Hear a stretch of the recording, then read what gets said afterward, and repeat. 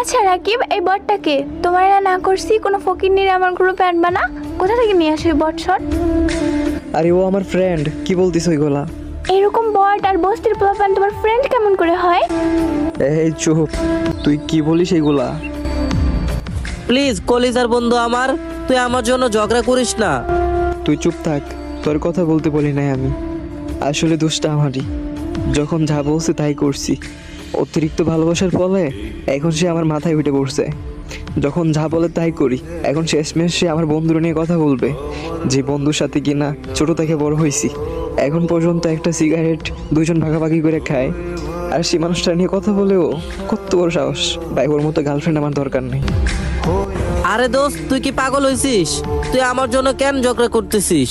তুই কেন খামাখা আমার জন্য ঝগড়া করতেছিস? একটু থাম এবার। আর এই যে ভাবি, সরি গ্রুপে আসার জন্য। আরে তুই ওর মতো মেয়ের সরি বলতেছস, যে কিনা মানুষকে সম্মান করতেই জানে না। আচ্ছা তুই থাক তোর ফকিরনি ফ্রেন্ড নিয়া। আরে জানা গ্রুপ তাই খা, আমার বন্ধুর মতো বন্ধু থাকলে গার্লফ্রেন্ড দরকার পড়বে না। বন্ধু, তুই ড্রেস আপ চেঞ্জ করতো। এখন দেখ, আমার বন্ধু কিন্তু বট ছিল না। যাই হোক, তোমরা তো ভালো ড্রেস আপ খুঁজো, বটদেরকে দামি দাও না। এই ভিডিওটা তার প্রমাণ। এখন ভালোবাসার ইমোট দেখাইতে হবে না। আমি তোমার মতো মেয়ের ফেলিস্টে রাখবো না। বন্ধু, দোস্ত, তুই আমার এত ভালোবাসস আমি আগে কখনো জানতামই না। তুই আমার জন্য তোর গার্লফ্রেন্ড ছেড়ে দিলি।